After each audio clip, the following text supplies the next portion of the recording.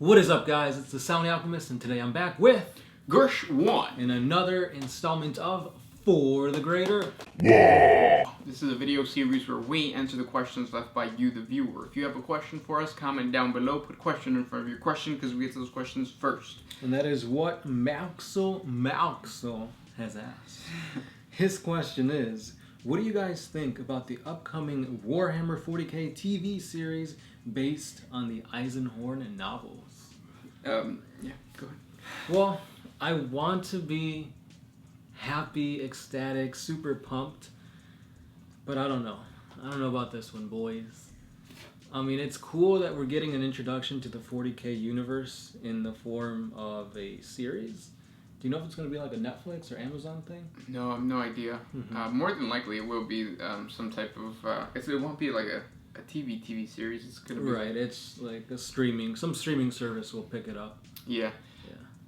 Yeah, what's cool about it though is that they're covering Eisenhorn, and Eisenhorn is an extremely complex character. He's my favorite Inquisitor just because he is Ordo Xenos, so he deals with a lot of alien stuff, but really it's like alien stuff mixed with chaos. Yeah. Because I don't think anything that he has ever confronted has not been a part of chaos, which is kind of funny. Just make him Ordo Malleus. But anyways, he has a very good transition from going from a standard, typical Inquisitor to something completely radical. And there's a lot of fan art depicting his change. It's pretty interesting because his acolytes in the beginning were all about the Imperium and helping advance the Imperium, and then towards the end, the only person that he was with was the demon host Cherubale, I think it's Bale. Mm-hmm. So that's cool. The fact that we're going to get somebody as badass as Eisenhorn to introduce us to the Warhammer 40K universe is cool.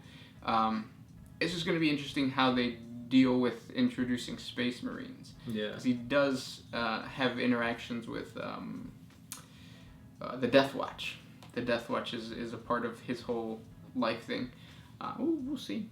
Yeah. I'm hopeful that it'll be something cool, but it may just flop. Yeah. It all depends on how much we put into it. Yeah. It's up to the fans. Support it, and we'll see where that goes, but we'll see what happens. I'll reserve any excitement until I actually get a trailer, a promo, something like that, but yeah. Next question comes from the big one. Do you guys ever think about how much time and money have you spent on 40K? Fall to your knees and then scream to the heavens, why? What have I become? Why was I born a woman? Oh no, why was I born of woman? Oh, well, I mean, what other way is there? Yeah. I mean, you could be birthed into the universe like the Chaos God Slanesh, which is kind of how we were born. Yeah, because we were all born women, and then genes and chromosomes and penis.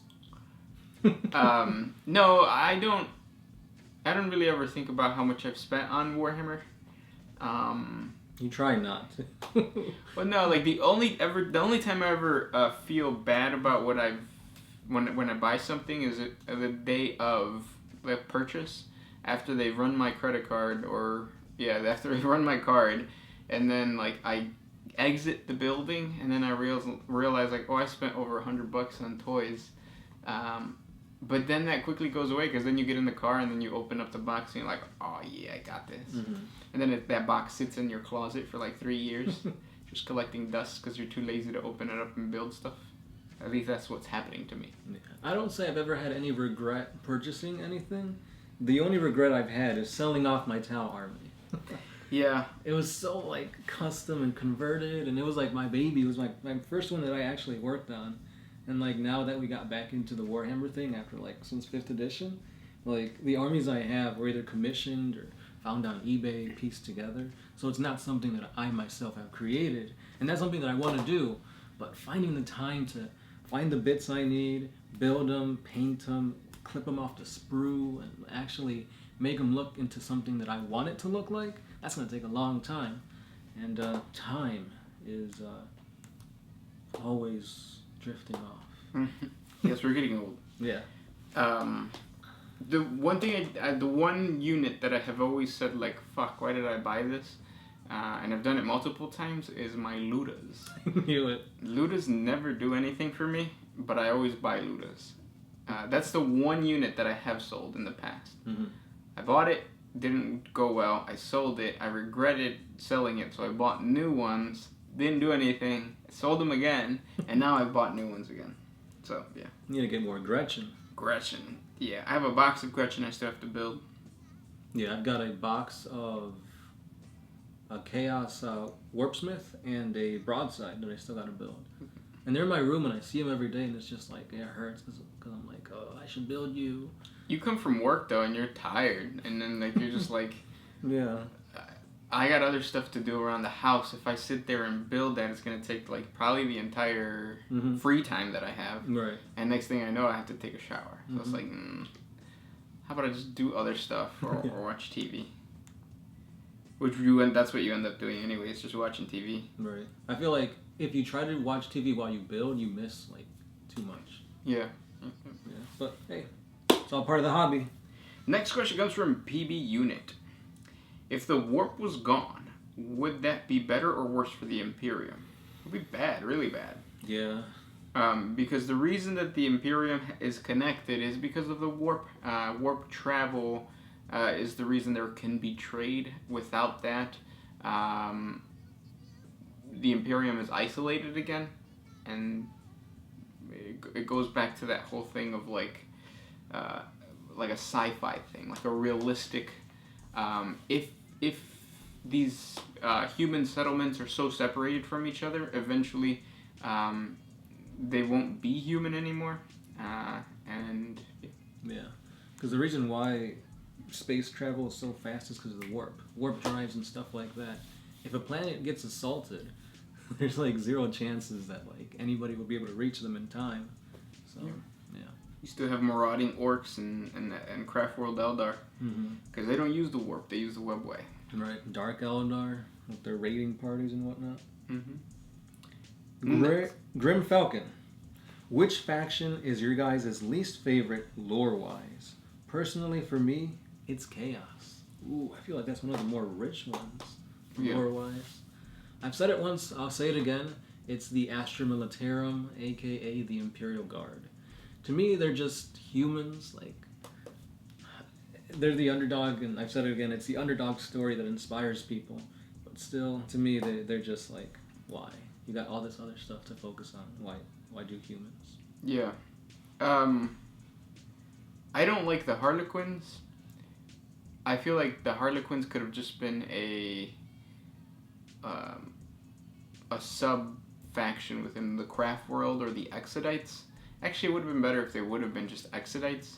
But the fact that they're their own faction and they do their own thing, it's annoying that they, like I think you said it before, they have their own god and that god is alive. Right. But they don't do it. Like GW doesn't do anything with it. So lore-wise, I don't like the Harlequins. Yeah. Lore-wise, it's there to improve upon, but they don't do it. Yeah. Oh. Next question. This one is by Desolation243. How would Dante and Virgil from Devil May Cry do in 40K? You played Devil May Cry, right? Nah, not really. Like, I played once, but I don't really know too much of it. I just remember it was a hack and slash type of game. Yeah, pretty much. I didn't play the newest game, but I saw a walkthrough of it, of like certain like big fights and like boss battles and stuff like that. They fight demons, and they themselves can turn into like a demon form. So I think they do pretty alright. They'd be kind of a mix of like Chaos and Space Marine in a way, because they're like superhuman. They can move real fast. Their durability is through the roof, and like I said, they could become even stronger by being demons. So yeah, they could hold their own. Next question comes from Degal Rants. Who is the worst Inquisitor ever? I think his name is Kripman. He's the one who decided to take the Gene Stealer thing and throw it into the Orcs Octarius sector and created something worse. So I think his intentions were in the right place, but he ended up screwing up in the long run, the galaxy, because the Tyranids are getting stronger and so are the orcs. So he's just creating two superpowers, and he did that. It's on him. Yeah, and this is like a branching question because it feeds directly off that. DeFool06 is saying, did Lord Inquisitor Kryptman do the right thing when he led the High Fleet Leviathan into the orcs? And now that he has, is there another way to stop that from coming to Terra, like the High Fleet? I mean, it was a way, like, you can't really... Yeah, you can't blame him. I mean, in his eyes, it was the right thing. Right. Because you're taking away a huge threat and you're making it fight against another huge threat. Basically holding off that threat for now. But it's going to blow up, like you said, into a even bigger threat. Yeah, and people like to think, like, oh, it's the Tyranids that are going to come out on top and they're going to destroy... But the orcs are pretty tough, too. And then they have teleporting technology. Mm-hmm. What's stopping them from figuring out... how to like build their own like teleporty webway type thing onto like the soul system. Yeah. Then they're screwed. So let's teleport this whole battle to Terra and everybody's dead. Yeah. But he's saying, what would be the way to stop that from getting any worse? Oh, like the orcs versus the Tyranids right then and there. I'd say virus bomb, but I don't know because Tyranids can adapt to viruses and stuff, and I'm pretty sure orcs can do something similar. For virus bombs? I don't know about virus bombs. Because, like, the virus bomb would kill the orc population then and there, but then their spores, wouldn't they be resilient to that? Yeah, well, that's the problem with them. Orcs, like, you can get rid of orcs, but it doesn't necessarily, it'll be temporary. They're gonna come back. I don't think you can fix that. I think it's just like you screwed up. Yeah. Yeah. Quarantine it.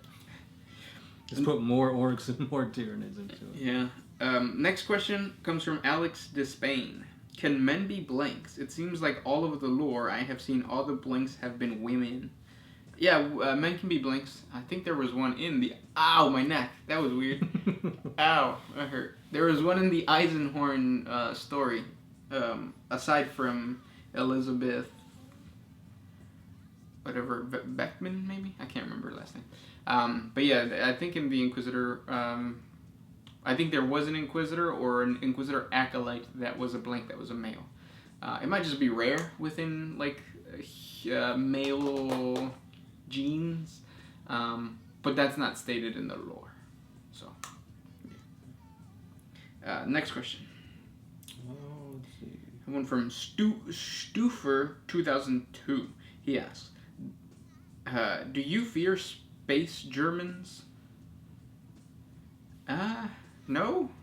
I mean, we play 40K with a German, so I don't know if that was like autocorrect and like it's supposed to be Space Marines. And do we fear Space Marines? Yes. Check out our horrible realities of a Space Marine, and you'll see that Space Marines aren't as good as you think. Yeah. If they have any hint of like there's chaos taint, they wouldn't hesitate to destroy the whole population. Nope. Most of the time, they see humanity as just like whatever. They have a job, and their job is to destroy things. If you get in the way, if a human population gets in the way, no. And with that said, we'll talk to you guys tomorrow. This is the Sound Alchemist. Gershwin. And we are out.